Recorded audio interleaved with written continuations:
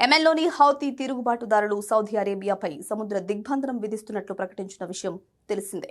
Saudi Arabia రేవుల్లో సరుకును load చేయడం లేదా అన్లోడ్ చేయడం చేసే ఏ నౌకనైనా ఏ ప్రదేశంలోనైనా లక్ష్యంగా చేసుకుంటామని హౌతీ గ్రూప్ షిప్పింగ్ కంపెనీలకు ఈమెయిల్ ద్వారా హెచ్చరించింది.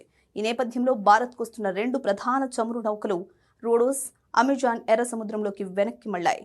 అమెరికా, ఇరాన్ ఉద్రిక్తతల నేపథ్యంలో హౌతీలు సౌదీ ఓడరేవులను లక్ష్యంగా చేసుకుంటామని బెదిరించడంతో ఈ పరిణామం చోటు చేసుకుంది. రాయిటర్స్ షిప్పింగ్ డేటా ప్రకారం సౌదీ అరేబియాలోని యాన్బు రేవు నుంచి ముడి చమురుని లోడ్ చేసుకుని వస్తున్న నౌకలు హౌతీల హెచ్చరికలతో తమ మార్గాన్ని మార్చుకున్నాయి. భారత్ కోసం దాదాపు 7 లక్షల బ్యారెళ్ల సౌదీ ముడి చమురును తీసుకొస్తున్న చిన్న ట్యాంకర్ రోడోస్ బాబ్ ఎల్ మాండెబ్ జలసంధి వైపు వెళ్లకుండా సుయేజ్ కెనాల్ వైపు యూటర్న్ తీసుకుంది. అలాగే భారత్ కోసమే చమురు లోడ్ చేసుకున్న సుయేజ్ మ్యాక్స్ ట్యాంకర్ అమెజాన్ కూడా మంగళవారం తన మార్గాన్ని సుయేజ్ కెనాల్ వైపునకు మార్చింది. భారత్కు వస్తున్న ఈ రెండింటితో పాటు చైనాకు 20 లక్షల బ్యారెళ్ల చమురును తీసుకెళ్తున్న జిన్లాంగ్ యాంగ్ అనే మరో భారీ నౌక కూడా వెనక్కి తిరిగింది. ఇప్పటికే పర్షియన్ గల్ఫ్ ప్రాంతంలో హర్మూజ్ జలసంధి మూతపడడంతో సౌదీ అరేబియా తన చమురును పైప్ లైన్ ద్వారా ఎర్ర సముద్ర తీరంలోని యాన్బు పోర్టుకు తరలించి అక్కడి నుండి ఎగుమతి చేస్తోంది. ఇప్పుడు హౌతీలు ఈ ప్రత్యామ్నాయ మార్గాన్ని కూడా ప్రమాదంలో పడేశారు.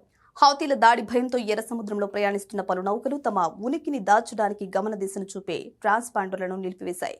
ఇక ఈ పరిణామాలు భారత్, చైనా సహా చమురు దిగుమతి చేసుకునే అనేక దేశాలపై తీవ్ర ప్రభావం చూపనుంది. 2 ప్రధాన జల మార్గాలు సమస్యాత్మకంగా మారడంతో ఇప్పుడు నౌకలు బాబెల్ మాండెబ్ జలసంధి గుండా రాకుండా సుయేజ్ కెనాల్ మధ్యధరా సముద్రం మీదుగా ఆఫ్రికా ఖండాన్ని చుట్టి రావాల్సి ఉంటుంది. దీనివల్ల భారత్కు చమురు చేరడానికి అదనంగా కొన్ని వారాల సమయం పడుతుంది. అలాగే నౌకల రవాణా ఖర్చులు, యుద్ధ ప్రమాద బీమా ప్రీమియంలు పెరిగాయి. ఇది అంతిమంగా చమురు రవాణా భారాన్ని పెంచుతుంది.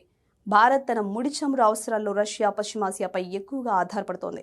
హర్మూజ్ జలసంధి వివాదంతో పాటు ఇప్పుడు ఎర్ర సముద్ర మార్గం కూడా దిగ్బంధనానికి గురైతే భారత్కు కొత్త చమురు ధరల ముప్పు తప్పకపోవచ్చని విశ్లేషకులు భావిస్తున్నారు. ఇప్పటికే అంతర్జాతీయ మార్కెట్లో బ్రెంట్ క్రూడ్ ధరలు 6 వారాల గరిష్ట స్థాయికి చేరి బ్యారెల్కు $92 మార్కును దాటాయి.